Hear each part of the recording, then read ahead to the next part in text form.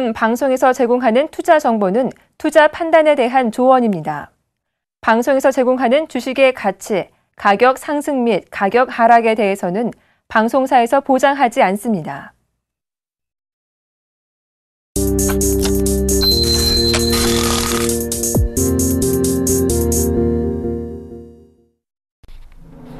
시청자 여러분 안녕하십니까? 출발 증시와이드 2부의 김동현입니다. 전일 코스피 지수는 해외 증시 상승과 한중 FTA 체결에 따른 수혜 기대감에 힘입어서 소폭 상승 마감했습니다. 외국인 릭 프로그램 순 매수가 유입되면서 지수 상승을 견인했는데요. 코스닥 지수는 외국인 매수세가 유입되면서 엔터와 미디어 관련주 중심으로 상승 마감했습니다. 오늘 글로벌 증시도 미국과 유럽 모두 긍정적인 모습으로 상승 마감했는데요. 오늘 우리 증시는 과연 어떤 흐름을 보일지, 어떤 대응 전략을 세워보면 좋을지 저희와 함께해 주시기 바랍니다. 출발 증시와이드 2부 먼저 준비된 주요 코너들부터 함께 살펴보시죠.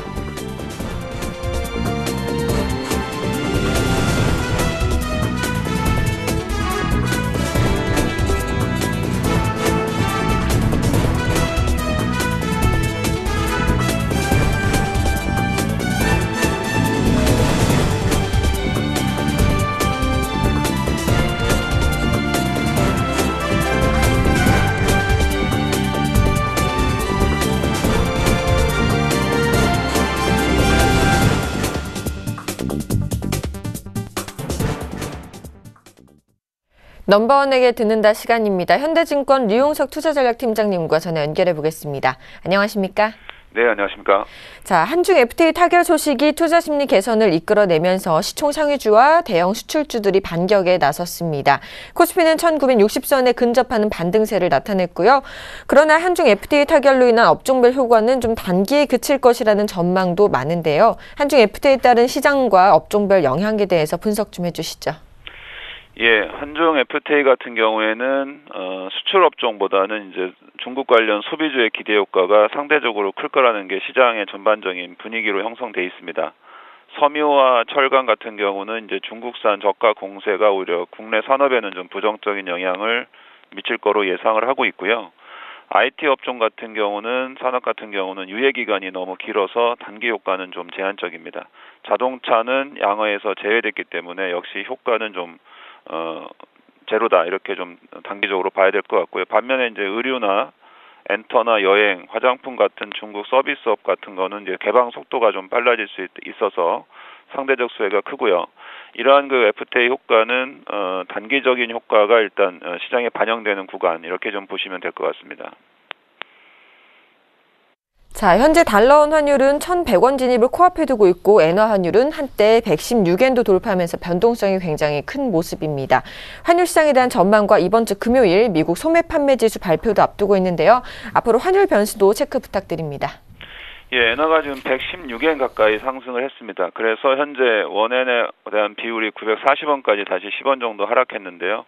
정부가 원엔 동조화에 대한 우리나라 환율 상승 요인을 좀 용인하고 있기 때문에 오늘 환율은 대략적으로 원화 기준으로는 1,100원에 가까워질 것 같고요.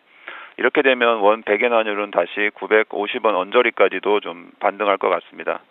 하지만 이제 양국 간의 이제 근본적인 통화 정책의 이제 규모나 스탠스에서 차이가 있고요. 한은의 통화 정책을 통한 환율 조정에 대해서는 아직은 조금 분명한 입장을 표명하고 있지 않기 때문에 중장기적으로 본다면 920원 정도 환율 하락은 불가피하다는 게 이제 시장의 중론일 것 같습니다. 그리고 대외적인 그런 매크로 변수 같은 경우는 이번 주에는 조금 대부분 좀 긍정적 방향성을 띌 것으로 예상을 하고 있습니다. 또 한 가지 이슈가요. 오는 17일 상하이 증시와 홍콩 증시 간 교차 거래를 허용하는 제도인 후강통이 시행이 됩니다. 따라서 전문가들 사이에서도 후강통 시행이 국내 증시 영향에 대해서 각기 다른 분석을 좀 내놓고 있는데요. 유동성 부분에 있어서 국내 투자 자금의 이탈 가능성에 무게를 두는 의견이 있지만 중국 증시의 성장이 장기적인 안목으로 봤을 때에는 결코 부정적이지만은 않다는 견해도 있는데요. 팀장님 의견은 어떠신가요? 예, 후강통이 이제 17일 날 시행하는 거로 최종 확정이 됐고요. 당장 우려하는 한국에서의 후광통 관련 외국인 자금의 이탈은 이벤트에 그칠 가능성이 높습니다. 다만 내년 5월에 중국 상해 A 증시가 MSCI에 편입이 될 가능성이 높은데요. 이 이후에는 외국인들의 일부 자금 이탈, 포트폴리오 자금의 재편성에 따른 자금 이탈이 우려된다고 볼 수 있겠고요. 후광통의 단기적인 효과에 대해서는 아직 저희들 입장에서는 일단 중국의 밸류에이션 갭이 A하고 이제 홍콩 H 간의 갭이 많이 축소돼서 그런 그 재정 거래에 대한 효과는 좀 제한적일 것 같고요. 중국에 대한 편입 비중이 높은 상해 A가 이제 은행이라든가 이제 철강, 통신들이 많은데요. 그 국영 기업들이 이런 부분들에 대한 그 잠재적인 리스크가 좀 있어서 당장 국내 참여자들의 그 중국 증시에 대한 그 참여도나 이런 그 관심들은 좀 제한이 되지 않을까 이렇게 보고 있습니다. 네, 이제 수능인 내일은요, 11월 금통위와 옵션 만기가 예정이 되어 있습니다. 국내 이벤트들에 대한 전망과 시장에 대한 영향까지 분석 부탁드리겠습니다. 예, 금통위는 일단 동결이 우세한 거로 좀 보고 있습니다. 그러나 이제 12월에 추가 금리 인하 가능성을 남길 가능성이 높고요. 실질 금리 수준과 인플레 대비 이제 상대적인 기준 금리를 봐서는 추가 금리 인하 가능성 높은 거로 보고 있습니다. 옵션 만기는 과거 이제 11월에 만기 충격이 좀 많아서 좀 그런 계절적 요인이 있겠지만 금번 같은 경우에는 금융투자에서 나올 수 있는 1,800억 정도가 베이시스 0.2 이하에서 좀 트레이드될 가능성 외에는 별다른 매물 압박이 적고요. 오히려 비차익 매수 가능성도 좀 있어서 충격은 좀 제한적이지 않을까 이렇게 보고 있습니다. 네, 앞으로 우리가 투자 전략은 어떻게 세워보면 좋을까요? 예, 상승을 견인할 만한 강력한 드라이버가 있는 건 아니지만 좀 있더라도 제한적이지만 서서히 이제 글로벌 경기의 눈높이가 상향 조정될 가능성이 좀 있고요. 주가 복원에 따른 기대도 좀 남아 있습니다. 반등이 할 가능성이 높다는 측면이고요. 성장주와 대형주 간에 좀 공존하는 시각도 있는 것 같습니다. 지금 한쪽은 밸류에이션과 한쪽은 이제 기대 심리 이렇게 좀 바벨 전략도 가능한 시점이고요. 실적 시즌 관련해서 중소형주가 후반부에 진입했기 때문에 이제 중소형주 같은 경우도 일반적인 공동 하락보다는 이제 옥석가리가 시작될 것으로 보고 있습니다. 네, 지금까지 현대증권 류용석 투자전략팀장님과 함께했습니다. 오늘 말씀도 감사합니다. 네, 감사합니다.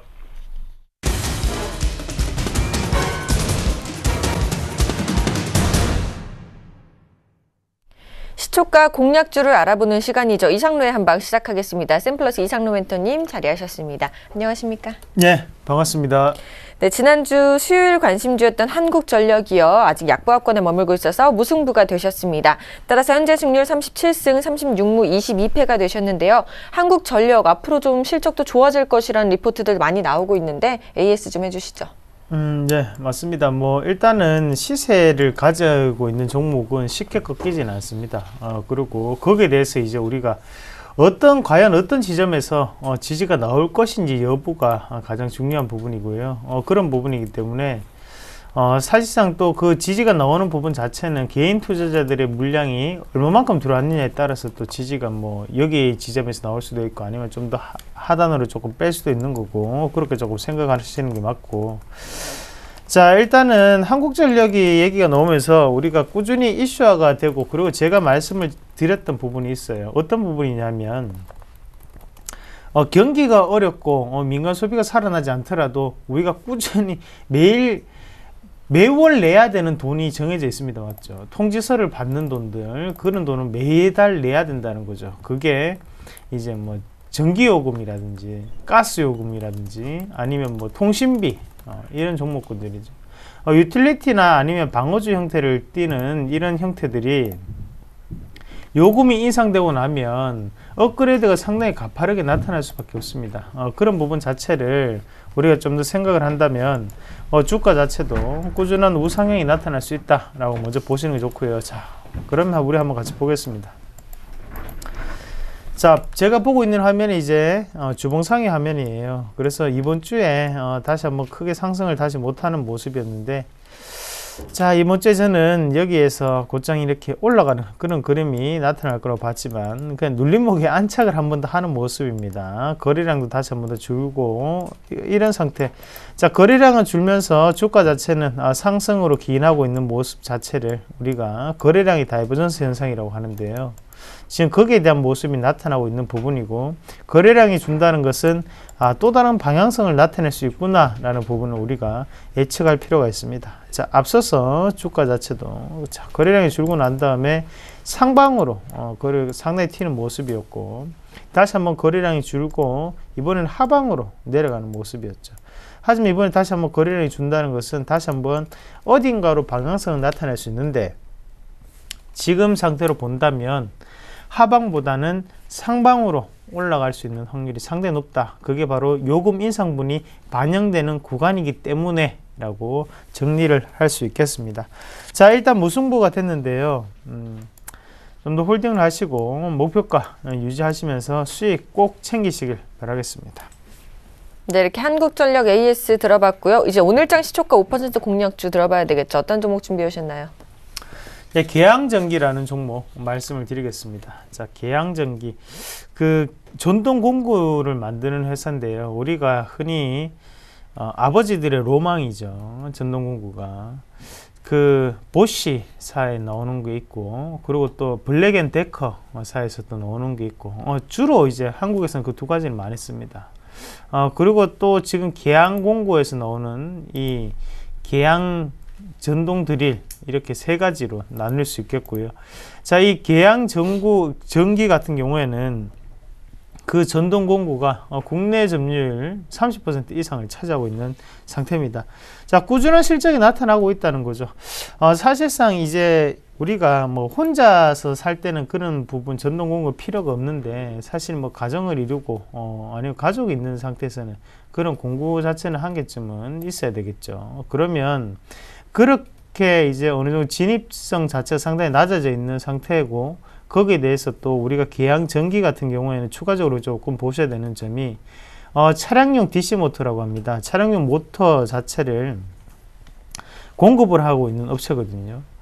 자, 이 업체 자체가 좀 더 부각이 될 수 있는 부분은, 자, LF 소나타에 이제 신차를 출시함으로써 거기에 납품이 들어갔었죠. 그리고 기아차에 또다시 신차가 두 가지가 나왔습니다. 카니발과 뭐 소렌토가 나왔었는데, 그 부분 자체도 지금 다시 한 번 더 지금 보급이 되면서 추가적인 실적적인 상승세가 좀 더 이어지지 않겠나라고 보는 시각입니다. 자, 주가치 한번 같이 보겠습니다. 자, 길게 한번 보겠습니다.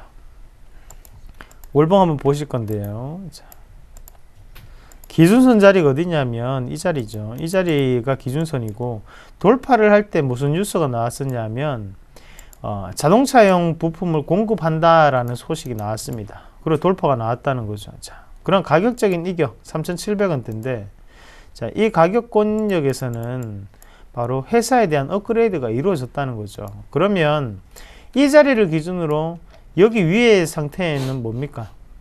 부품을 공급할 때의 주가 추이고, 밑에는 현대차, 기아차에 부품을 공급하지 않을 때 그냥 기양 전동 공구만 팔았을 때 주가 추이입니다. 그러면 이 자리 자체는 강력한 지지선으로 작용을 할 수 있다는 거죠. 그래서 지금 이 자리에서 숨고르기가 이루어지고 주가 추이가 다시 한 번 더 이런 식으로 올라갈 준비를 하고 있다라고 보시는 게 맞고, 거기에 대해서 하단권역 보시면 거래량이 다시 한번 줄죠. 거래량이 준다는 것은 다시 한번 거래량이 다이버전스 현상이 나타날 수 있다라는 부분을 해석을 하는 게 맞습니다. 자, 조금 더 자세하게 제가 설명을 조금 드릴게요. 자, 기관의 수급 자체, 외국인의 수급 있죠. 자, 지금 보시면 하단권역에서 지금 어떻게 움직입니까? 손바뀜이 이루어지고 있다, 그죠? 기관은 지금 들어오고 있는 상태인데 외국인 나가고 있어요. 누군가는 인위적인 순매수가 들어오고 있다라고 해석을 할 필요가 있습니다. 물량이 바뀌는 과정일 뿐이지 여기에서 우리가 주가가 빠질 것이다 라고 예측을 하는 것은 좀 더 이른 판단이 아닌가, 그렇게 말씀을 드리겠고요. 이런 추이적인 모습을 봤을 때 이 3,700원을 지지받고 3,940원까지 지금 올라와 있는 상태였는데, 3,700원을 말해주지 왜 3,940원을 얘기해주냐? 그렇죠. 죄송합니다. 제가 늦게 봤습니다. 자, 3,940원도 괜찮은 가격이에요. 맞죠? 자, 정확한 가격권역 자체는 3,700원이지만 지금 자리에서도 충분히 추가적인 상승 자체를 볼 수 있는 자리입니다. 그래서 이 자리에서도 강력한 매수로 대응을 하시길 바라겠습니다. 자, 매수가는요, 시초가 말씀을 드리겠고요. 1차적인 목표가는 플러스 5%, 그리고 손절가는 하단에 3,710원, 거기 손절가로 잡아드리도록 하겠습니다. 네, 오늘장 시초가 5% 공략주는요, 계양 전기를 소개해 주셨습니다. 지금까지 샘플러스 이상로 멘토님과 함께했습니다. 오늘도 감사합니다. 네, 고맙습니다.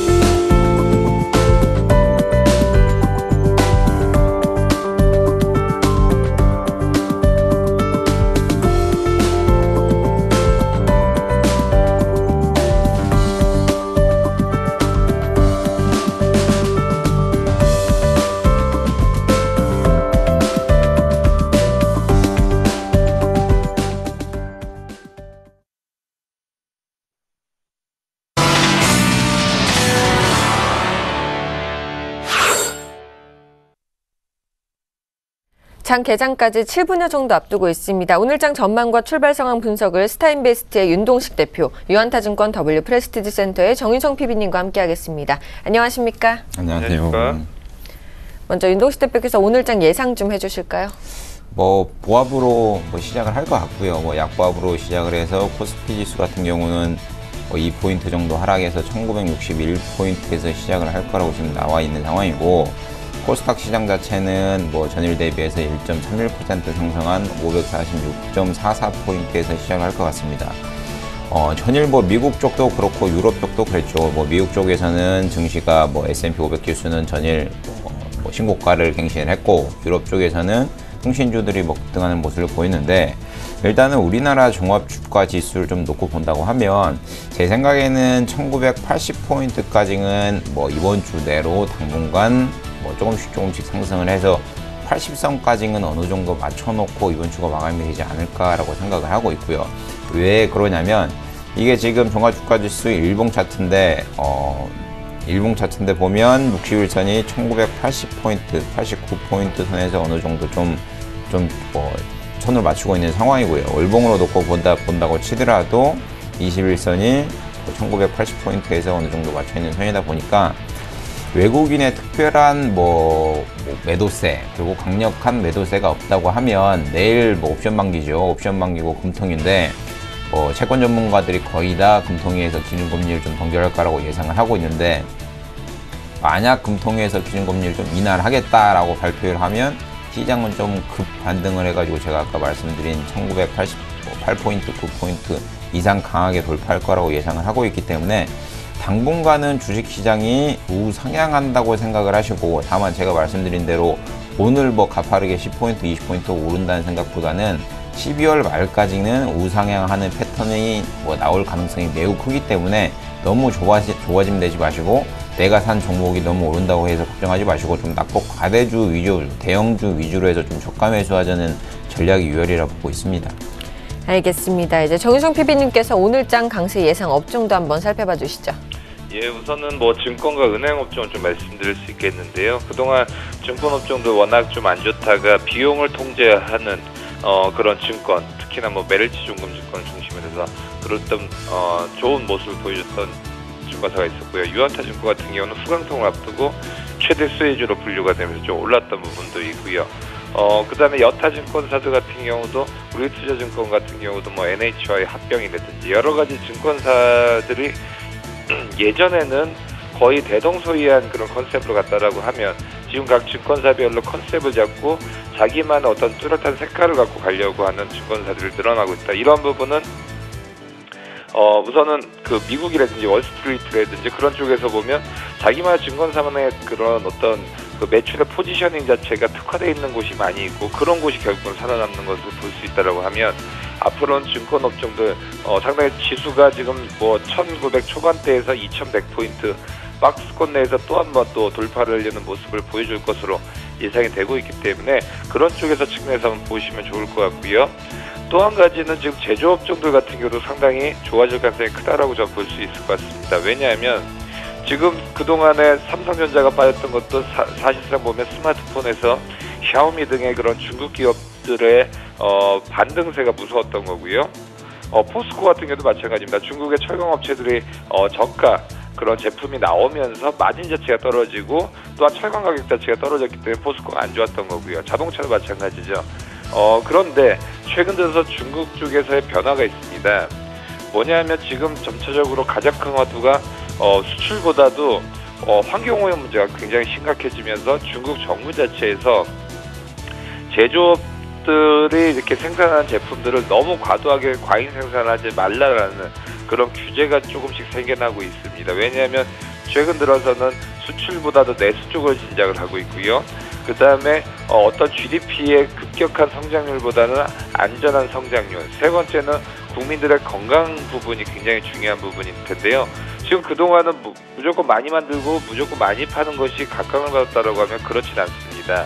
두 번째, 중국 정부 같은 경우는 공산당 체제이기 때문에 정부의 정책이 막대한 경제의 파급 효과가 있습니다. 곧 정치가 경제를 눌러준다라고 할 수가 있는데요. 그렇기 때문에 중국이 그동안은 급격한 저가 정책으로 인해서 한국 기업들, 특히나 제조기업이 많이 어려워졌다라고 하면 지금은 조금 반대의 움직임으로 인해서 그동안 많이 빠졌던 제조업종들 같은 경우도 한 번쯤 다시 한번 스크린을 해보자라고 볼 수 있을 것 같고요. 그런 의미에서 자동차 업종도 그동안은 여러 가지 악재로 인해서 많이 빠졌었지만 최근 들어서 조금씩 반등의 움직임이 바로 이런 움직임도 크다라고 볼 수 있을 것 같고요. 그렇기 때문에 제조업의 반격도 어느 정도 볼 수 있다라고 할 수 있을 것 같습니다. 하지만 제조업들의 반등 구간이 단기간 내에는 나올 수 있지만 이런 장기적인 트렌드로서는 어느 정도 캐파는 정해져 있다라고 볼 수 있습니다. 그렇기 때문에 우선은 자동차 업종이라든지 아니면 삼성전자, 포스코 같은 업종들 한 번쯤은 접근을 가능한데 그것이 단기적인 플레이로서 가능하다라고 볼 수 있을 것 같습니다. 또한 아까 은행 업종도 말씀드렸지만 지금 금리를 한 번 더 떨어뜨릴 것이냐 동결을 할 것이냐라는 부분에서 좀 움직이고 있지만 동결을 한다라고 하면 은행주도 한 번쯤은 반등의 움직임도 좀 눈여겨보지 않을까 예상을 하고 있습니다.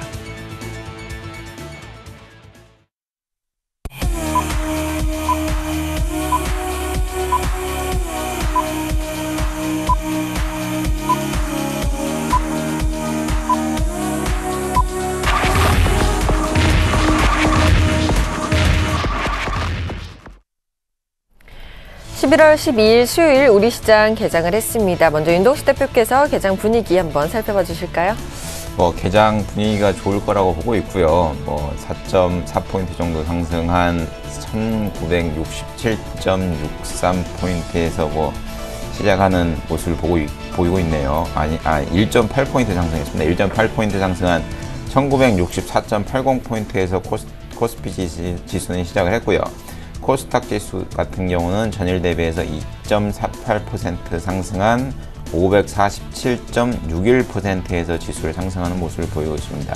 오늘 같은 경우도 선진국 같은 경우도 강한 반등이나 강한 모멘텀이 아직까지는 없는 상황이다 보니 좀 지수 같은 경우는 약보합이나 강보합에서 어느 정도 마감을 할 거라고 예상을 하고 있고요. 다만 내일이 이제 금통위도 있고 옵션 만기도 있죠. 근데 과거 패턴 같은 경우는 옵션 만기일 같은 경우 만기일 당일날 2시 이후에 변동성이 컸었는데 요즘 같은 경우는 좀 트렌드가 바뀌어가지고 전일 변동성이 크고 당일날 변동성이 좀 많이 줄어드는 케이스가 많습니다. 현재적으로 좀 보면. 그렇다고 보면 오늘 증시가 만약에 변동성이 크게 움직일 경우는 향후 주가가 어떻게 움직일 건가에 대한 예측이 어느 정도 좀 강하게 보여줄 수 있는 상황이다 보니 오늘 지수에 좀 맞춰가지고 우리나라 12월이 됐건 가까운 11월이 됐건 지수가 어떻게 움직일지에 대한 연구를 좀 한번 해보시는 방법도 좋을 거라 보고 있습니다. 알겠습니다. 우리 지수 오늘 양시장 모두 상승 출발하는 모습인데요. 일본 증시 출발 상황 살펴보도록 하겠습니다. 일본 증시는요 0.75% 상승한 17,253.12엔으로 출발하는 모습입니다. 시총 상위 종목군들의 흐름 체크해 보도록 하겠습니다. 삼성전자 0.41% 하락 출발하고 있고요. 현대차 오늘 급등하고 있습니다. 3% 가까운 2.84% 상승 출발하고 있고요. SK하이닉스도 좋은 흐름입니다. 0.42% 상승 출발하고 있습니다. 한국전력 1.71% 상승하고 있고요. 포스코 0.33% 하락 출발하고 있습니다. 네이버도 흐름 좋습니다. 0.94% 상승 출발하고 있습니다. 삼성생명은 보합권에서 거래 중이고요. 현대모비스도 오늘 흐름 괜찮습니다. 기아차도 상승하고 있고요. SK텔레콤은 소폭 하락 출발하고 있습니다. 삼성전자 우선주는 보합권에서 거래 중이고요. 삼성화재는 0.85% 상승 출발하고 있습니다. 코스닥 시가총액 상위 종목군들의 흐름입니다. 다음 오늘 2% 상승 출발하고 있고요. 셀트리온도 0.93% 상승 출발하고 있습니다. 파라다이스는 오늘 또 약세 흐름입니다. 0.52% 하락 출발하고 있고요. 동서 0.42% 상승 출발하고 있습니다. 그동안 잘 나가던 컴투스 오늘은 2.54%나 하락 출발하고 있고요. CJ 오쇼핑도 1% 가까운 하락세로 출발하고 있습니다. 정희정 PB께서 업종별 분위기 한번 살펴봐 주실까요? 예, 먼저 코스피, 코스닥 모두 양시장 약간의 강보합권으로 시작을 하고 있습니다. 우선은 코스피 시장 보겠습니다. 아까 말씀드렸었던 그 자동차 업종 가장 강한 모습 보여주고 있네요. 2.8% 현대차가 올라가고 있고요. 기아차나 현대모비스 모두 강보합권의 모습을 보여주고 있습니다. 오늘 또 에너지화학 섹터가 좀 좋은 모습인데요. 특히 태양광 업체 한화케미칼 같은 경우는 상한가의 모습을 보여주고 있습니다. 또한 OCI가 2.4% 강세 움직임이고요. SK이노베이션, S오일 등도 강보합권의 모습을 보여주고 있습니다. 인터넷 업종도 오늘 강한데요. NC소프트, 네이버 모두 강보합권, 다음과 SK컴즈도 강보합권의 모습을 보여주고 있습니다. 이와는 반대로 증권업종 좀 약한 모습인데요. 그동안 상승세 좋았었던 유한타증권 마이너스 2.4%, 우리투자증권 마이너스 1.2% 기록하고 있고요.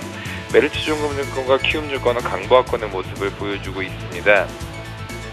오늘 IT 쪽 보시겠는데요. 삼성 SDI가 1.18% 강세 움직임이고요. 삼성전자, 삼성전기, SK하이닉스 모두 약보합권의 모습을 보여주고 있습니다. 코스닥 쪽 보시겠는데요. 오늘 게임주들 그동안 낙폭이 있는데 낙폭 계속 이어가는 모습입니다. 컴투스 마이너스 3.4%고요. 게임비리 마이너스 1.9%입니다. 그동안 조금 두 종목에 비해서 상승폭이 약했던 모바일 게임 쪽은 강보합권인데요. 조이시티, 웹젯, 위메이드 같은 경우는 강보합권의 모습을 보여주고 있습니다. 오늘 반도체 쪽 강한 모습인데요. 아무래도 전방 산업의 호황에 효과를 누리고 있습니다. RF텍이 오늘 12% 강세 움직임 보여주고 있습니다. 이 밖에도 STS 반도체, 서원인텍, 우전의 한단 등도 강보합권의 모습을 보여주고 있습니다. 오늘 엔터테인먼트도 좋은 모습인데요. SM이 2.4%, JYP엔터, YG엔터 같은 경우도 강보합권의 모습을 보여주고 있습니다. 오늘 결제 관련주들도 상당히 좋은 모습인데요. KG 이네시스가 6%, 다날 2%, 코나아이, 유비벨록스 모두 강보합권의 모습 보여주고 있습니다. 자, 이제 윤동식 대표께서 현장 이제 시장 수급 분위기 살펴봐 주시기 바랍니다. 수급 외국인들이 소폭 매수해주고 있네요. 그렇죠. 외국인이 거래소 중심으로는 33억 정도 매수하고 있는 상황이고요. 개인도 그거에 발맞춰가지고 거래소에서는 158억 정도 매수하고 기관이 193억 정도 매도를 하고 있습니다. 여지없이 연기금에서 29억 정도 매도가 나오고 문제가 많죠. 금융투자협회 188억 정도 매도를 하고 있는 상황이고 보험, 투신, 은행, 사모펀드는 적극적으로는 아니지만 일부 좀 수량 매수하고 있는 상황이고요. 코스닥 시장 같은 경우도 개인은 11억, 기관은 11억 매수, 순매수 기조고 외인 같은 경우는 12억 정도 매도를 하고 있는 상황인데 코스닥 시장 같은 경우는 전체적으로 기관은 다 사고 있지만 기타 법인 쪽에서 좀 매도가 나오고 있는 상황이고요. 지수가 외국인은 외인은 코스닥 거래소 시장으로 샀다 팔았다 매수했다 나갔다 하고 반복하고 있는 상황이고 기관 같은 건 여지없이 계속 팔고 있습니다. 제가 차트를 하나 보여드리겠습니다. 이게 금감원 홈페이지인데 금융감독원 홈페이지에 들어가 보시면 외국인 국내 투자 동향이라고 나옵니다. 나오면 9월 달에 외국인들이 유가증권 시장에서 과연 샀냐 팔았냐, 누가 사고 누가 팔았냐에 대한 뭐 이게 나오는데, 보시면 영국, 독일, 노르웨이, 프랑스, 스위스, 뭐 사우디, 홍콩, 중국 다 샀습니다. 다 순매수고요. 코스닥 시장도 놓고 본다고 치면 뭐 미국, 아일랜드, 캐나다, 뭐 독일, 바하마, 일본 다 샀습니다. 다 순매수 기조고요. 그럼 과연 누가 팔았냐? 뭐 아까 제가 말씀드린 대로 얘네들 금융투자, 투신 이쪽에서 꾸준히 기관 쪽에서 팔고 있는데, 자, 매우 간단한 것 같습니다. 과연 기관도 사고 외국인은 판다. 그러면 결국은 외국인의 손을 들어가지고 지수가 하방을 갈 거고요. 외국인은 매수를 하고 기관은 매도를 한다. 그래도 결국은 외국인의 힘이 자금의 힘에 입어서 주가가 상승을 하기 때문에, 지금은 외국인이 꾸준히 매수하는 종목들, 매수하는 업종들에 대해서 눈여겨보시는 전략이 가장 좋을 거라고 보고 있습니다. 알겠습니다. 이렇게 시장 수급 분위기 살펴봤고요. 외환시장 흐름 살펴보도록 하겠습니다. KB 외환선물의 정경팔 팀장님과 전화 연결해 보겠습니다. 안녕하십니까? 네, 안녕하세요. 자, 환율이 끝을 모르고 상승하고 있습니다. 오늘도 5원 40전 상승하면서 출발하는 모습인데요. 외환시장 동향 살펴봐 주시죠. 네, 오늘 서울 외환시장은 어제 종가 대비 5원 40전이 상승한 1,097원에 개장했고요. 개장 이후에는 개장가를 고점으로 상승폭을 줄이고 있습니다. 1,095원까지 상승폭을 줄인 후에 이 시간 현재는 1,095원 70전에 거래가 되고 있습니다. 오늘 환율이 상승 출발한 것은 달러 N 동향의 영향을 크게 받고 있습니다. 어제 미 채권 시장이 휴장하면서 이전과 같이 미 국채 금리의 동향이 달러와의 움직임을 주도하지는 못했고요. 그 대신 일본의 경제와 정치적인 상황이 달러 N을 상승으로 유도하면서 달러 원을 비롯한 다른 통화상의 움직임에도 영향을 주는 모습이었습니다. 일본이 소비세 인상을 연기한다는 소식은 그만큼 일본 경제가 취약한 상황이라는 것을 드러내면서 엔화 약세에 영향을 주었고요. 아베 총리가 다음 주 일본 국회의 조기 해산을 검토하고 있다는 소식은 일본의 정치적인 불확실성을 증가시키면서 엔화 약세에 영향을 주었습니다. 이 두 가지 요인으로 인해서 달러에는 어제 유럽장 초반 116.10엔까지 상승했고요.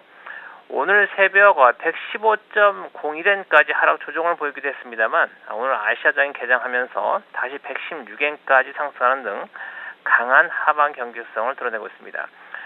지난 새벽 뉴욕 여고 시장에서 달러원 1개월물은 주로 달러 N의 영향을 받는 가운데, 뉴욕 증시가 조정을 보일 때 위험 회피성 요인도 동시에 반영하면서 장중한때 현물 환율로 환산해서 1,099원에 근접하는 상승세를 보이기도 했습니다.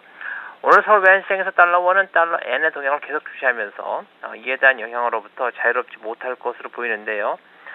달러원은 오늘장의 대부분을 1,090원대에서 보낼 것으로 예상이 되고요. 달러 N이 116엔대에서 강한 저항을 받고 있는 만큼 아직은 달러 원이 1,100원대 진입하기는 어려울 것으로 보고 있습니다. 달러 N의 동향을 기술적으로 살펴보면요. 현 수준에서 과매수 조짐을 보여주고 있고요. 또 상승 압력이 지속되고는 있습니다만 그 증가 폭이 줄어들면서 조만간 조정이 강하게 진행될 수 있음을 암시하고 있습니다. 또한 다우지수의 동향을 보면 기술적으로 추세적인 변화의 신호가 등장하고 있어서 최소한 단기적으로 뉴욕 증시 조정에 따른 엔화의 반등세가 등장할 가능성이 있어 보입니다. 뉴욕 증시 조정 시에는 이에 따른 미 국채 금리 하락이 달러와 포지션 조정의 명분으로 작용할 수도 있겠습니다. 다만 달러 원의 경우는 지난 새벽 뉴욕장의 흐름처럼 뉴욕 증시가 부진한 모습을 보일 때 위험 회피 성향에 따른 상승 압력을 받을 수도 있고요. 그만큼 하락하는 과정에서 강한 하방 경직성을 드러낼 것으로 예상이 됩니다.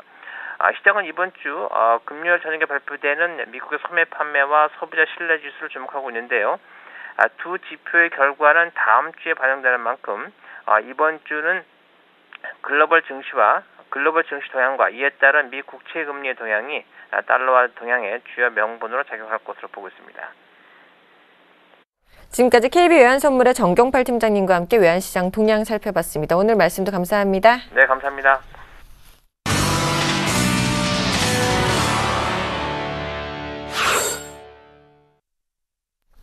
오늘의 돌발 종목입니다. 세 종목 먼저 살펴보겠습니다. 한화 관련주들이네요. 한화가요. 김승현 회장 복귀설에 급등하고 있고요. 하나케미칼 역시 바이오시밀러 다빅트렐 허가에 상한가를 기록했다는 소식입니다. 바이넥스도 상한가를 기록했는데요. 하나케미칼 바이오시밀러 생산 소식에 상한가를 기록했습니다. 세 종목 살펴봐 주시죠. 예. 먼저 한화부터 보시겠습니다. 한화그룹의 주주사격이죠. 오늘 5.4% 강세의 움직임이고요.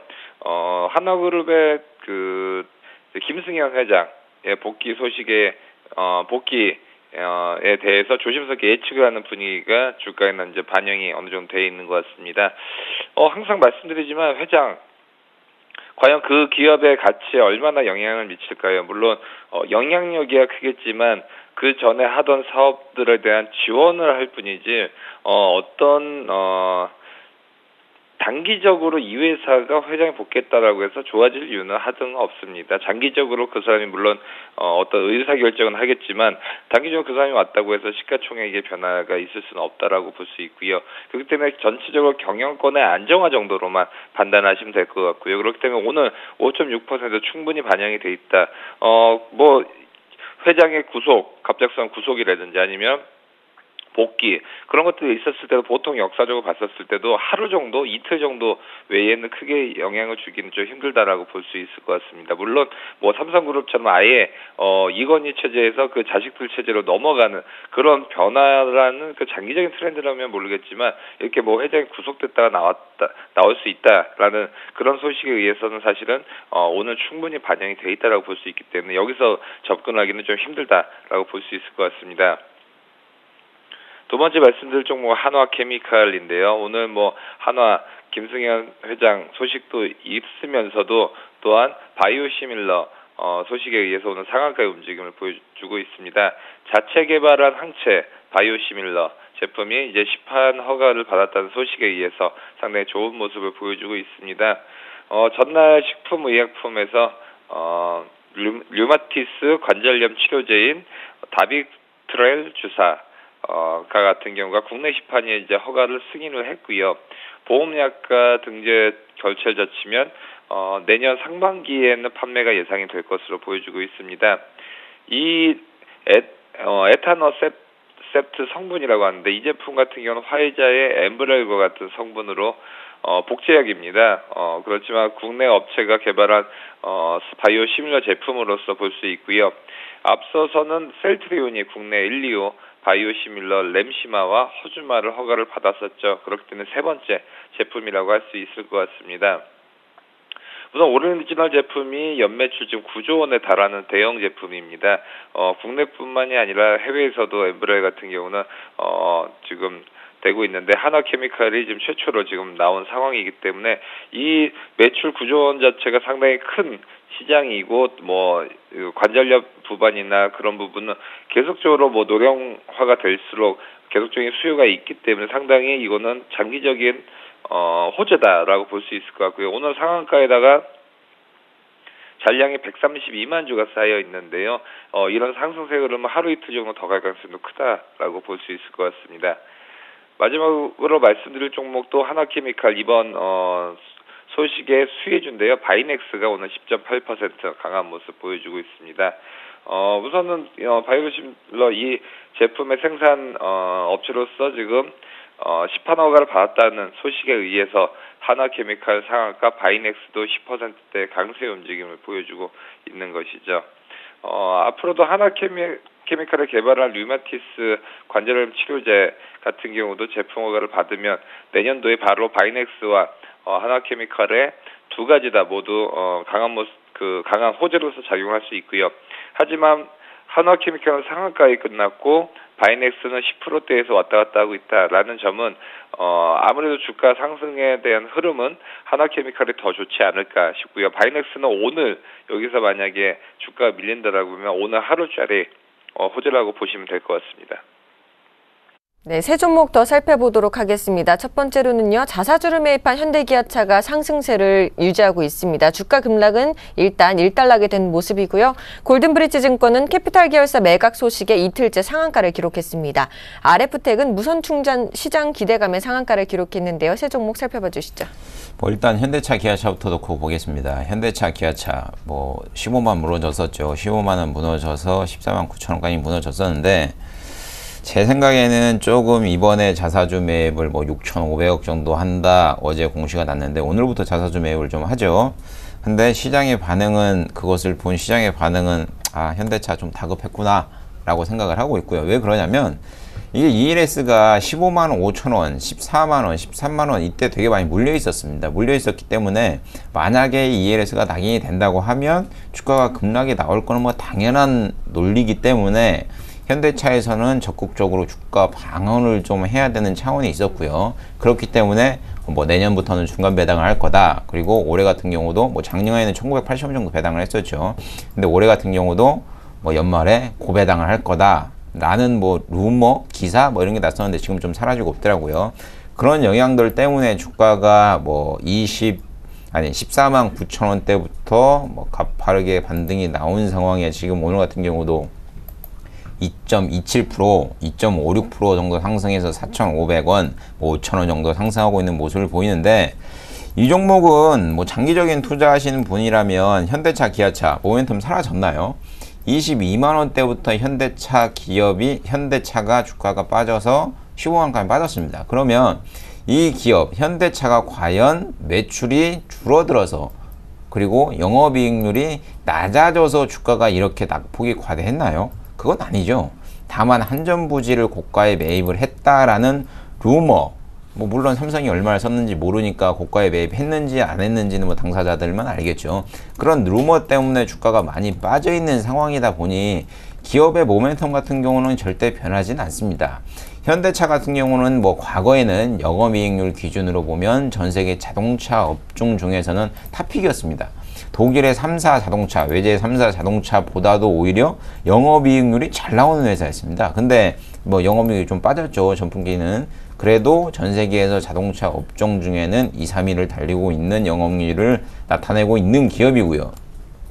그리고 현대차만 놓고 본다고 치면 이게 조금 아이러니할 수도 있는데 지금 현대차가 배당을 시가 대비해서 뭐 타 자동차, 다른 나라 자동차 회사들 비해 시가 대비해서 배당을 좀 낮게 했었죠. 근데 올해 같은 경우는 뭐 2% 가까이 넘는 배당, 뭐 토요타도 그렇고 닛산도 그렇고 2%, 3%대 배당을 하죠, 매년. 그런 걸 보면 현대차도 올해는 조금 고가 배당을 하지 않겠는가, 뭐 한 4,000원대 배당을 하지 않겠는가라고 생각을 해보면 지금 시가 대비해가지고 한 4,000원 정도 배당을 해준다고 하면 2.5% 정도 되는 거기 때문에 타 업종에 대비해서 뭐 그렇게 나쁘다, 좋다, 뭐 호불호 하긴 뭐한 상황이고요.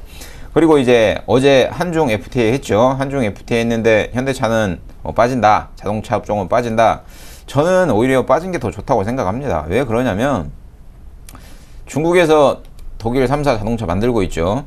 만약에 FTA 해가지고 3사 자동차가 한국에 뭐 관세 인하돼서 저가에 들어온다고 하면 뭐 현대차 국내에서 살아남을 가능성이 좀 있을까요? 없겠죠. 그런 면에서 본다고 치면 오히려 빠진 게 더 좋지 않겠는가 생각을 하고 있고 현대차, 기아차 동일합니다. 두 종목 같은 경우는 연말까지 가지고 계시면 정고점인 뭐 한전부지 매입하기 전인 뭐 24만 원 이때까지는 몰라도 적어도 20만 원까지는 쉽게 올라올 거라고 생각합니다. 쉽게 올라올 거라고 생각하니까 오늘 같은 경우는 뭐 주가가 조금 뭐 2.5% 정도 올랐죠. 그러면 저점 대비해 가지고 지금 18% 정도, 19% 정도 오른 상황입니다. 그렇기 때문에 가파르게 막 쭉쭉쭉쭉 2%, 3% 오를 가능성은 없고요. 또 눌려서 가더라도 제가 말씀드린 대로 20만 원은 충분히 가니까 연말까지는 보유하고 계신 전략이 뭐 가장 좋지 않나라고 생각을 하고 있습니다.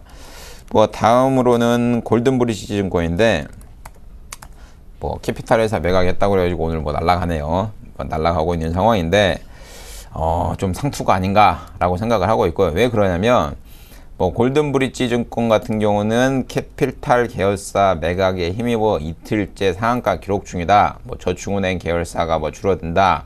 뭐 부채 비율이 뭐 아까 보니까 뭐 122%에서 뭐 80%로 부채 비율이 낮아졌다. 뭐 금융 부채는 39% 떨어졌다. 뭐 이러는데 제가 제일 싫어하는 것 중에 하나가 뭐냐면 영업이익률이 좀 안 나오는 회사입니다. 영업이익률이.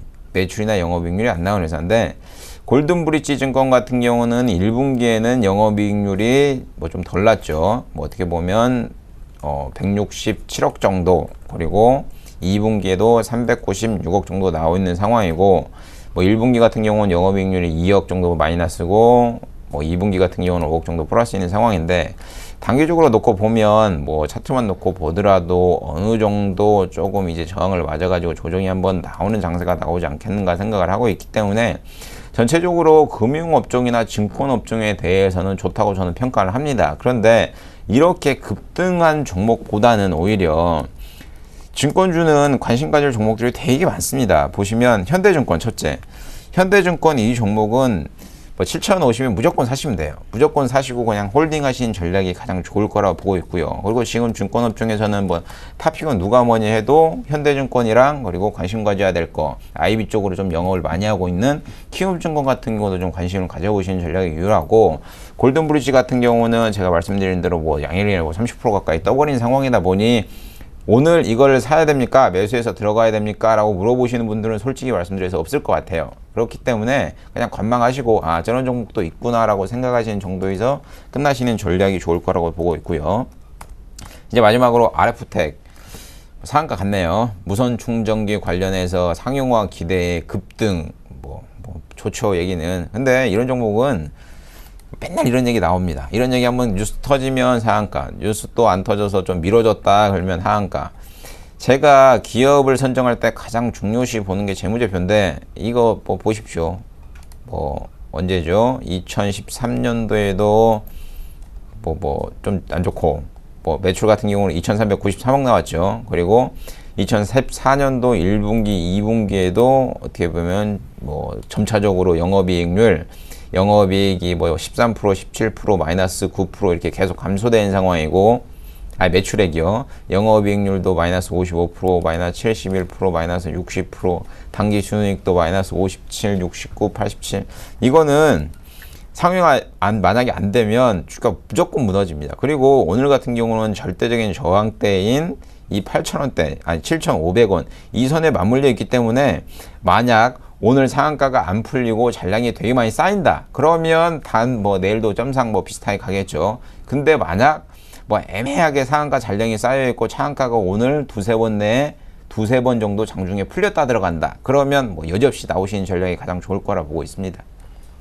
알겠습니다. 이어서 세 종목 더 살펴보도록 하겠습니다. 첫 번째로는 동국제강입니다. 3분기 실적 부진의 약세 흐름 보이고 있고요. 두 번째로는 KG 이니시스를 비롯한 전자결제주가 한중 FTA 수혜 전망의 강세 흐름 보이고 있습니다. PN풍년은요, 한중 FTA 수혜 기대감에 역시 급등세를 보이고 있는데요. 세 종목 살펴봐 주시죠. 예, 먼저 동국제강 보시겠습니다. 3분기 실적 부진에 의해서 오늘도 3%대의 하락의 움직임을 보여주고 있습니다. 3분기 영업 손실이 177억 원을 기록을 했고요. 당기순 손실이 뭐 같은 기간 매출과 당기순 손실 같은 경우가 거의 1,273억 원을 지금 기록을 했습니다. 우선은 뭐 3분기 실적 부진한 이유는 비수기 영향도 있고요. 봉연강 판매 부진의 가운데 후판 부분 적재가 지속이 되고 있습니다. 특히나 뭐 3분기 계절적인 비수기도 있지만 우선은 전체적으로 단가 자체가 떨어지고 있다라고 볼 수 있습니다. 특히나 전방 산업이 부진하죠. 그런 부분 때문에 국내 후판 과잉 설비가 해소되기까지는 지금 상당한 시간이 소요되기 때문에 아직까지도 상당히 좋지 않은 모습을 보여주고 있습니다. 그렇기 때문에 앞으로도 또 뭐 조선업종이라든지 철강업종 그런 쪽은 전방 산업을 좀 보면서 좀 움직여야 될 필요성이 있어 보이고요.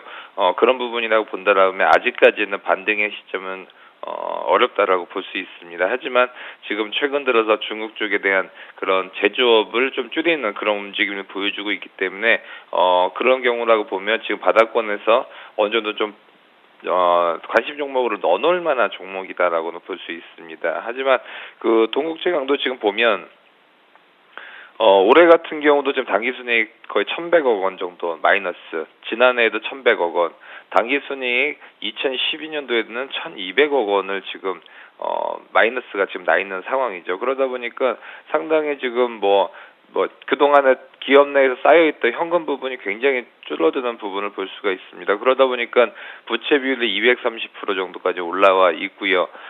이자 보상 비율도 거의 제로 수준이죠. 그러니까 이자 내기도 좀 쉽진 않기 때문에 그런 부분에서 본다라고 하면 아직까지 그런 재무 부분은 좀 좋지는 않다라고 볼 수 있습니다. 하지만 아직까지는 버틸 수 있는 어느 정도의 시간적인 여유가 있기 때문에 그런 부분에서 보면 접근을 바로 하기에는 좀 부담이 되고, 그렇지만 관심 종목을 넣으면서 이런 그 철강 가격에 대한 반등이라든지 아니면 제품의 수요의 소진, 또한 전방 산업들의 모습, 그런 것들을 판단을 하면서 들어가는 겁니다. 그렇기 때문에 종목 하나 오늘 들었다고 해서 오늘 사는 것이 아니라 낚시를 하듯이 계속적으로 기다림이 좀 필요한 것으로 판단이 되고요. 이런 종목이 바로 그런 종목들이라고 할 수 있을 것 같습니다. 두 번째로는 지금 KG 이니시스 등 그런 결제 관련주들을 좀 말씀드리겠는데요. 최근 들어서 한중 FTA 이후 수혜주들을 이제 계속적으로 장중에서도 반짝반짝 움직이는 종목들이 많은데요. KG 이니시스가 오늘 7.7%, 다나의 3.3%, 유비벨룩스, 코나이 등도 강보권의 모습을 보여주고 있습니다. KG 이니시스는 최근에 알리페이와 제휴해서 국가 간 결제 서비스를 지금 제공을 하고 있고요. 특히나 한중 FTA 체결로 급성장하고 있는 중국 상거래 시장 수혜를 볼 수 있다라는 시장의 기대감이 좀 커지고 있습니다. 놀라운 사실은 중국 지금 스마트폰도 판매가 되고 있지만 전자 상거래 규모가 10조 2천억 위안으로 미국에 이어서 전 세계 2위고요. 인터넷 쇼핑 같은 경우도 2조 7천억 위안으로 세계 최대입니다. 모바일 쪽이나 전자 상거래 조만간에 미국 제치고 세계 1위로 될 것으로 좀 내다보고 있는데요. 지금 모바일에 3G 이런 게 다 깔려있기 때문에 지금 모바일 결제라든지 인터넷 보급이 상당히 잘 돼 있는 상황입니다. 그렇기 때문에 앞으로 여기에 관련된 수혜주들 같은 경우는 멀티플을 많이 줄 수밖에 없는 그런 상황이다라고 볼 수 있고요. 그렇기 때문에 이니시스 등 이런 종목들 같은 경우 굉장히 자세히 좀 봐야 되고요. 그다음 관심 종목에 꼭 놔두셔야 될 종목입니다. 특히 최근 들어서 놀라운 점이 있는데요. 전일 싱글데이였습니다. 이때 같았을 때 중국 내에서 굉장히 파격적인 세일을 많이 하는데요. 알리바바 하루 매출이 10조 원을 돌파를 했었습니다. 이 정도면 어느 정도냐? 10조 정도면 블랙 프라이데이랑 사이버데이 등을 합친 매출보다도 더 큰 3배 정도의 그런 어마어마한 매출이다라고 볼 수 있기 때문에 우리가 상상하는 것보다 정말로 수십 배의 그런 규모가 지금 온라인상에서 거래가 되고 있다. 이런 종목들 수혜를 찾는 것이 굉장히 중요하다라고 볼 수 있을 것 같습니다. 마지막으로 말씀드릴 종목도 한중 FTA 수혜 기대주네요. PM풍년이 지금 급등세에 있습니다. PM풍년 같은 경우도 지금 국내 전기밥솥이 중국에서 상당한 인기를 끌고 있는데요. 그동안 쿠쿠전자라든지 그런 종목들을 좀 움직였고 PM풍년 같은 경우는 상당히 좀 소외됐었죠. 그러다 보니까 최근 들어서 가장 움직임이 좋고요. 오늘도 7%의 움직임을 보여주고 있습니다. 그렇기 때문에 최근 들어서 가장 중요한 부분 알리바바나 소프트뱅크 회장도 얘기했지만 중국 내수를 누가 먹냐, 이것이 가장 중요한 국내 주식시장에서도 화두거리가 될 것으로 보고 있습니다. 네, 세 종목 이어서 더 살펴보도록 하겠습니다. 첫 번째로 현대건설입니다. 약세 흐름 보이고 있고요. 광급공사 입찰 참가를 제한한다는 소식에 약세 흐름 보이고 있습니다. 한전산업은요, 실적 개선 기대감의 신고가를 경신했고요. 컴투스는 차익 매물 소화 과정이라는 소식에 이틀 사이에 10%대 하락하고 있습니다. 세 종목 살펴봐 주시죠.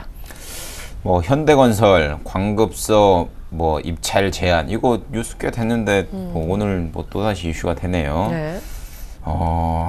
어렵습니다. 건설 현대건설 이따가 차트부터 놓고 보겠습니다. 좀 차트부터 놓고 보면 일봉상으로 보면 끝없이 하락하고 있죠. 곧돈 66,000원 대비해가지고 44,350원까지 쭉쭉 빠지고 있는 상황이니 주봉상으로 놓고 보더라도 어디가 바닥인지 참 감을 잡기가 힘든 상황인데, 제가 보기에는 건설주 중은 탑픽은 딱 두 종목입니다. 현대산업, 삼성물산. 이 두 종목 보시고요. 현대건설 같은 경우는 지속적으로 빠질 가능성은 제가 보기에는 있지만, 장기적으로 빠질 가능성은 있지만 기술적 반등 분명히 나올 거라고 생각하고 있습니다. 왜 그러냐면 광급공소 입찰 제한, 여기에서 빠진 기업들이 두 군데 정도 건설회사가 되죠. 그 두 군데 빼고는 뭐 대우건설도 그렇고 다 빠지고 있는 상황인데, 재미난 뉴스가 하나 있는데 GS건설이죠. 입찰 제한했는데 항소했습니다. 나는 입찰 제한 못 하겠다.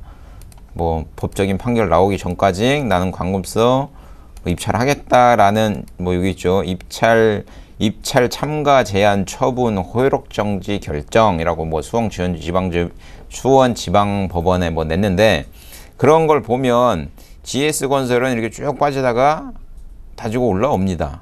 바닥을. 그러면 현대건설은 그거 할까요? 안 할까요?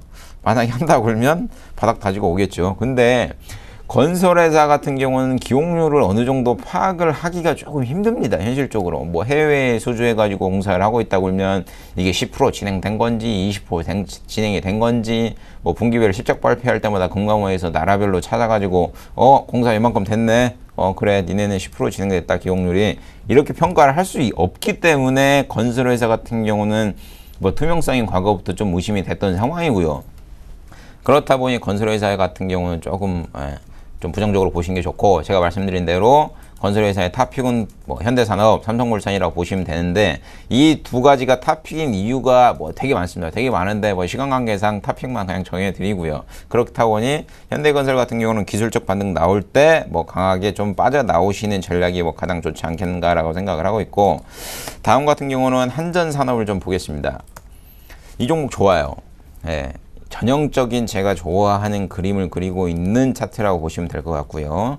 신고가 뭐 꾸준히 갱신하는 기업들, 그리고 5일선이 이탈 안 하고, 저는 5일선을 보진 않습니다만 5일선이 이탈하지 않으면서 신고가를 꾸준히 그리고 있지요. 지금 이제 차트가 모습이. 그리고 기본적으로 기업의 실적, 매출이 꾸준히 증가되고 있는 기업들, 이런 기업들에 대해서는 눌림목이 오더라도 결국은 주가는 우상향할 수밖에 없는 상황이다 보니, 이런 기업들에 대해서 뭐 전형적인 저항대인 6,500원 이 선이 이제는 지지선으로 바뀐 상황이다 보니, 만약에 5일선이 뭐 6,500원, 7,000원 이 선대, 이 저항선과 5일선이 애매하게 뭉쳐져 있죠.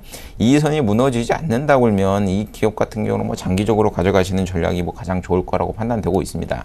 마지막으로 이제 컴투스 말씀드릴 것 같은데, 오늘 좀 급락하고 있네요. 6.14%, 뭐 고가 199,400원, 뭐 짠 것 같습니다. 20만 원까지 올리겠다라고 뭐 누구랑 짠 것 같은데, 컴투스도 그렇고 게임빌도 그렇고, 게임빌은 2.64% 빠지고 있네요. 두 종목 다 개인들이 만지기에는 어려운 영역이라고 제가 분명히 말씀드렸습니다. 이거는 신들의 영역이라 보시면 돼요. 신들의 영역이다 보니 소위 나간다는 전문 투자자분들도 이 종목 가지고 수익 내시는 분들을 거의 못 봤습니다. 그렇다 보니까 개인 투자자가 컴투스 꾸준히 성장해, 그래 컴투스 괜찮은 기업이야 라고 생각을 해서 뭐 2년 3년간 묵혀 가신다, 뭐 이렇게 생각하시는 분들이라면 모르겠지만, 뭐 단기적으로 난 수익 내고 나오겠다 라는 생각을 가지고 뭐 게임회사, 컴투스 이런 기업들에 대해서 조금 투자하셔가지고 좀 차트만 들이대가지고 투자를 하신 전략이 뭐 좀 힘들지 않겠는가라고 생각을 하고 있고,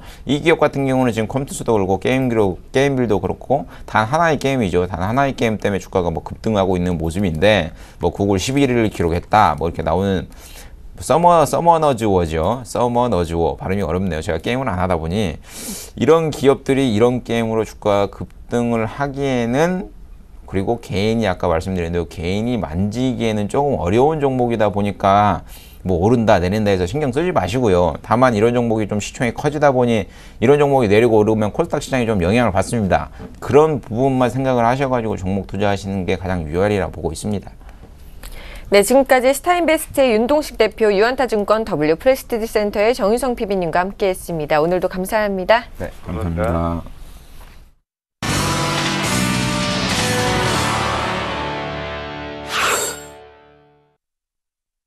오인의 투자 전략 시간입니다. 먼저 화면으로 함께 전략 만나보시죠. 최희승 차장님입니다. 종목별 변동성에 대응하자, 조정에 대비하자라는 전략 세워주셨고요. 정영훈 팀장님입니다. 미증시 사상 최고치 경신이 지속되고 있다. 전기차 등 기술주에 주목하자라는 전략 세워주셨습니다. 김혜란 연구원입니다. 코스피 박스권 내 제한적인 등락이 예상된다라고 말씀해 주셨고요. 김현겸 주식팀장님입니다. 원달러 약세 관련 수출주에 관심 가져보자라는 전략 세워주셨습니다.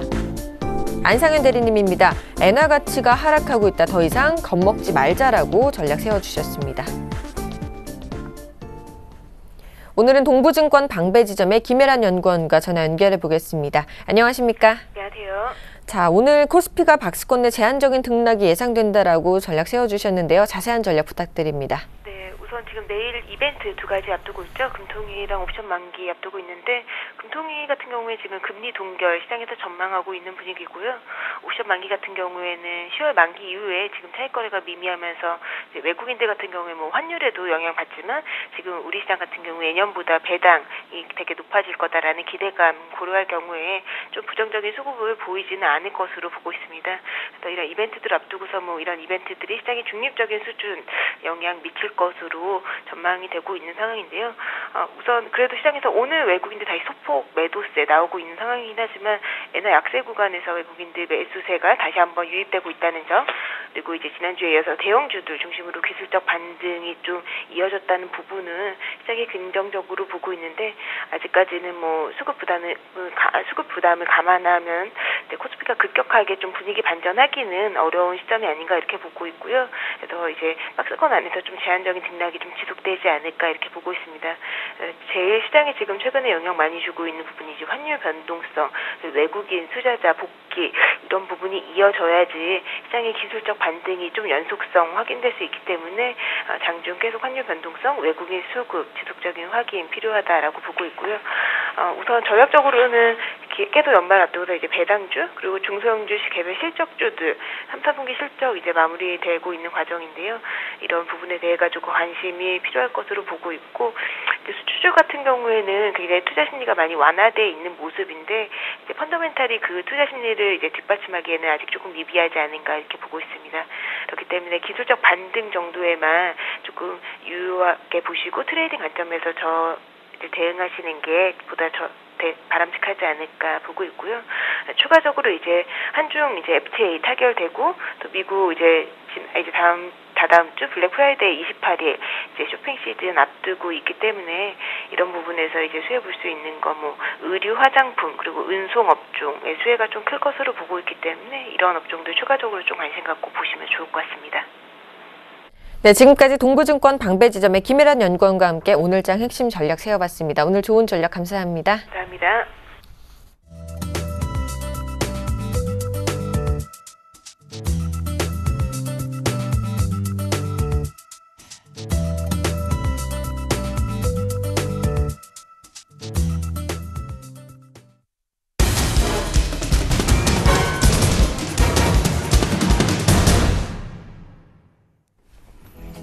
안녕하십니까. 오전장 저가 매수로 오후장 역전을 노려보는 시간, 역전의 명수 예병군 멘토입니다. 자, 좀 재밌는 일이 있어서 좀 얘기를 좀 드리고자 합니다. 제가 뭐 안경부터 시작해서 옷을 이렇게 입고 나오니까 어떤 분이 문자를 주셨어요. 나이트 웨이터 같다, 뭐 이런 얘기도 문자를 주시고 하는데, 제가 올해 나이가 42입니다. 42인데 제 맘대로 옷을 못 입죠. 집사람이 코디인데 코디가 안티가 아닌 다음에야 이런 짓을 하겠습니까, 그죠? 나름 좀 젊어 보이게 해주려고 했던 부분이니까 양해를 좀 부탁드리도록 하겠습니다. 자, 오늘 좀 짚어보면서 좀 말씀드리도록 하겠습니다. 자, 이제 1960선 위에서 지금 종합주가지수는 어느 정도 안착이 되고 있는 모습입니다. 그리고 코스닥은 역시 550선 회복을 지금 계속 시도를 하고 있는 중이고요. 결국은 시장은 정상적으로 빠르게 지금 회귀를 하고 있다는 얘기죠. 그래서 그분도 꼭 좀 참고를 하시고요. 자, 대형 종목군 위주로 좀 먼저 살펴보면서 지금 짚어보도록 하겠습니다. 자, 대형 IT 쪽 여전히 이거 가지고 놀고 있는 것 같아요. 그죠? 삼성전자와 이런 삼성전자의 현물을 가지고 계속 지금 그러니까 놀고 외국인들이 놀고 있는 것 같아요. 그러니까 끌어올렸다가 내렸다가 끌어올렸다가 내렸다 하면서 선물에서의 어떤 방향성만, 그리고 그들이 이익만 취하고 있는 것 같습니다. 금융당국이 좀 이런 거는 좀 자제를 좀 시켰으면 좋겠는데요. 자제시킬 수 있는 방법은 단기성 한머니 자금에 과세하는 방법밖에 없습니다. 그래서 지금도 좀 얘기를 좀 드리고 싶어요. 그런 부분은 좀 참고가 됐으면 좋겠는데, 삼성전자 제가 말씀드렸죠. 125만 원대 이상 올라오면 무조건 밑으로 밀게 돼 있다라고 말씀을 드렸는데, 그 부분 좀 참고가 됐었으면 여러분들한테 좀 도움이 됐지 싶은데요. 저희가 아무렇게나 여러분 얘기 막 드리는 건 아니에요. 저희 나름대로 분석해서 말씀드린 내용이니까 꼭 좀 참고를 하셨으면 좋겠습니다. 자, 그 다음, 지금, 그럼 이제 클 수 있는 섹터가 뭐냐에 대한 부분을 좀 살펴보셔야 될 것 같아요. 자, 자동차, 조립 쪽 있잖아요. 이 조립 쪽은, 완성 쪽은 이제 중국이 많이 쫓아왔어요. 그 다음에 조선도 역시 마찬가지입니다. 기술력이 많이 쫓아왔습니다. 진입장벽이 크게 낮은 쪽이 아니에요. 조선이라고 하는 게 물론 대형 선박 이런 거는 진입장벽이 높죠. 그죠? 그런데 벌크선 같은 경우에 진입장벽이 그렇게 높지는 않습니다. 사실상 거의 조립 위주의 어떤 그거고 용접 위주의 어떤 부분이지, 그런 부분을 좀 참고해 보시고. 그나마 철강이 조금 낫다라고 제가 자꾸 얘기를 드리는 이유는, 철강은 저가 철강들의 품질이 너무 떨어져요, 중국에. 그러다 보니까 이제 아직은 철강주는 조금 그나마 철강은요, 여러분들 우리가 일본 따라가는데 한참 걸렸거든요. 여러분 아시다시피 일본이 그 단조 문화였잖아요, 그죠? 포지드 문화라 그래갖고 단조 쇠를 두드려서 가볍게 만드는 그 단조 문화를 갖고 있는 나라입니다. 세계적인 단조 국가로 철을 단조시켜서 만드는 그런 이제 나라들, 좀 유명한 나라들을 좀 살펴보면 일본하고 영국이 이제 대표적인데, 이 나라들은 특성이 있어요. 바로 건문화가 발달한 나라입니다. 그러니까 옛날에 일본도 사무라이죠, 그죠? 픽픽픽픽 이런 식으로 사무라이고, 그 다음에 그 영국도 한번 보시면 펜싱이에요, 펜싱. 아시죠? 앙가드 이래가 착 걔가 착착착착 이래 하는 거잖아요, 그죠? 그들 건문화가 발달한 나라들은 당연히 이런 단조 기술이 발달할 수밖에 없습니다. 그런 걸 쫓아가는데 한참 걸렸다는 얘기예요. 그러면 지금 철강의 고품질 그런 제품들도 역시 앞으로 향후 산업 사회가 보면 철이 가벼우면서 강성이 뛰어난 고품질 쪽으로 가고 있는 중이에요. 그렇다면 이 철강 쪽도 결과적으로 마찬가지지만 중국이 아직 쉽게 따라올 영역은 아니란 얘기예요. 그러니까 그 부분 참고해요. 조선, 정유, 정화조라고 불리죠, 그죠? 조선, 정유, 화학은 지금 많이 따라잡혔습니다, 사실상. 그래서 그 부분도 참고를 좀 해보시고요. 자, 그리고 지난 종목들도 살펴보면서 말씀을 좀 드리도록 하겠습니다. 제가 전일 바로 이제 삼성 SDS 상장 관련주를 말씀을 드렸는데, 오늘 크레듀가 7만 8천 원까지 올라갔다가 장중에 아침이죠. 올라갔다가 밀렸어요. 그러니까 한 6% 가까이 되는 상승까지 올라갔다가 밀렸고, 삼성물산도 지금 오늘 윗꼬리는 좀 달았는데 결과적으로는 지금도 계속 상승 가닥을 이어나가는 모습들. 삼성생명 역시 마찬가지입니다. 시장 대비 지금 좀 강하죠. KCC 역시 마찬가지고. 이런 점들 참고해 보신다면 삼성 SDS 상장 관련주들이 이제 움직이기 시작하구나, 이렇게 잡아가시면 될 것 같아요. 그리고 지난주 지금 이 시간이었습니다. 다시 간다에서 제가 말씀드렸던 게 차이나 디스카운트 관련주예요. 그리고 급등이 한번 나왔는데 완리라든가 웨이포트 이런 종목들 보면 최근에 급등이 한번 나왔었죠. 한중 FTA가 되면서 월요일 날 급등이 나왔던 CKH 같은 경우에는 가격 제한폭까지 올랐습니다, 월요일 날. 그런데 이거 지금 전일 곱게 조정이 들어왔어요. 그러면 이거 다시 봐야 될 시점으로 보셔야 될 것 같습니다. 추세라는 것은요, 한꺼번에 꺾지를 못합니다. 결과적으로는 조금 먹는 게 중요한 게 아니고, 얼마만큼 많이 내가 이걸 가지고 얼마만큼 많은 수익을 거둘 수 있느냐가 더 중요한 부분이 되겠죠. 그래서 제가 늘 그 부분을 좀 강조를 드리는데, 소리바다 한번 봐보세요. 소리바다를 지금 한번 보면, 자, 이거 언제부터 이 프로그램이 시작한 지 오래 1년이 된 것도 아니에요. 그죠? 바로 역전의 명수가 시작한 지 1년이 된 것도 아닌데, 제가 그 역전의 명수 한참 4월달, 5월달 많이 들고 나왔던 종목이 그렇죠? 바로 소리바다였어요. 그때 당시 가격대가 2,800원 이렇게 할 때였거든요. 지금 보시면 6,400원입니다. 2배가 훨씬 뛰어넘었죠. 결과적으로는 밀크 때문이라고는 하지만 그 밀크의 부분을 선점해서 알았던 것보다는 오히려 이 회사의 어떤 성장성적인 측면에서 계속 강조를 드렸죠. 그러다 보니까 주가는 계속 갔고, 물론 로엔하고 KT뮤직에 비해서는 늦게 갔어요. 늦게 갔지만 늦게 가도 더 바르게 많이 올라가는 게 그게 중요한 것 같아요. 제가 이 프로그램 통해서 아마 소리바다를 사신 분이 계셨을 거예요. 소리바다를 뭐 1월 달쯤에 사셔서 제가 봤을 때는 거의 본전이 약간 안 되는 부분에서 손절하신 분도 계세요. 자, 이 부분 굉장히 가슴 아픕니다. 그죠? 저를 좀 믿어달라고 그렇게 강조를 드렸건만 손절까지 하시고 결국은 그게 2배 이상 갔다는 것은 1년에 제가 얘기 드렸잖아요. 1년에 어떤 은행원이 여러분께 자, 요거 금리 5%짜리 6%짜리 상품입니다라고 얘기해서 팔면 여러분들 쉽게 가입하고 1년 동안은 그걸 쳐다보지도 않습니다. 그런데 희한하게도 주식은 1년 동안 요거 좀 들고 가십시오라고 얘기를 하면 절대 못 들고 갑니다. 예. 그러니까 그게 왜 그런지 모르겠어요. 주식에 대해서 왜 여러분들이 이렇게 급한 마음을 가지시는지 모르겠는데요. 정말 진짜 안타깝습니다. 주식은요, 결국은 성장성 있는 쪽에 중장기 투자를 하셔야 답이 있습니다. 그것도 집중 투자를 하셔야 답이 있어요. 그걸 자꾸 망가가시는 것 같아요. 자, 다른 종목이 조금 빠져도 집중했는 종목에서 이렇게 100%, 200% 가까이 되는 수익이 나오면요. 그때부터 한 해 그냥 농사 끝나는 거예요. 근데 그걸 자꾸 농사를 다져가시려고 그래요. 이거 좀 지어봤다가 감자 좀 심어봤다가 고구마 좀 심어봤다가 또 파도 좀 심어보고 그 다음에 뭐 고추도 좀 심어보고 너무 많이 심어보시려고 그래요. 그렇게 하면 안 돼요. 그 주식은 그렇게 했을 때는 결국은 팔아먹을 게 없습니다. 그냥 내가 먹고 치우는 거죠. 그죠? 그러니까 그렇게 하시면 안 돼요. 자, 한중 FTA 수혜주입니다. 다시 간다 다시 간다 시장이에요. 한중 FTA 수혜주인데, 자, 이 한중 FTA의 지속적 수혜가 가능한 것이 바로 중국 기업인데 한국 내 상장되어 있는 기업들이라고 보시면 될 것 같아요. 그래서 이런 부분 다시 지속적으로 관심을 보셔야 되고, 중국의 자국 기업 보호 육성을 계속 하고 있습니다.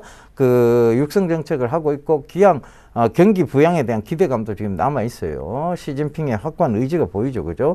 그리고 이 회사들이 얼마나 불신이 많이 생겼는가 하면 차이나 디스카운트로까지 불렸었어요. 그런데 이 회사들이 감사법인을 자국법인이 아닌 국내 회계법인으로 다 바꿨습니다. 뭘 얻기 위해서? 신뢰를 얻기 위해서요. 그죠? 자, 우리는 국내 회계법인으로 너가 바꿔줄 테니까 우리를 신뢰해 달라고 얘기를 하고 있습니다. 그러면서 지금 최근에 주가들도 좋은 모습들을 보이고 있는데, 완리, CKH, 웨이포트, 차이나그레이트, 차이나하오란, 중국 원양자. 근데 중국 원양자는 좀 믿지 마세요. 중국 원양자는 너무 지금 고공행진을 하고 있는데요. 중국 원양자원을 믿는 종목이 아닌 것 같아요. 왜냐하면 이 회사는 늘 이상하리만큼 잉여 자금 많은데 늘 유상증자 쪽이나 이런 쪽으로 가요. 잉여 자금 놔두고 유상증자를 한다. 좀 이해 안 되죠. 그죠? 이런 회사들은 쳐다보는 거 아니에요. 아무리 올라가도 보지 마세요. 그런 것들을. 그리고 차라리 좀 이런 안전된 국내 회계법인을 두고 있는 회사들 위주로 보시는 게 맞을 것 같습니다. 자, 이런 부분들 꼭 좀 참고하시면서요. 여러분들이 시장을 조금 안정된 모습으로 지켜보는 것, 그리고 조금은 중장기적 모습을 지켜보는 것. 여러분들이 단타 친다고 해서 이 시장이 크게 수익을 주는 시장이 절대 아니라는 거 다시 한번 명심하시면서 이만 물러가도록 하겠습니다. 저는 내일 다시 인사드리도록 하겠습니다. 감사합니다. 예병군이었습니다.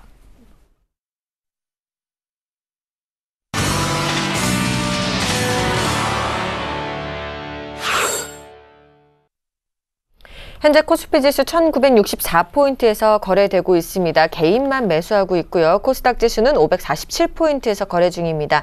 코스닥은 개인과 기관이 순매수해주고 있습니다.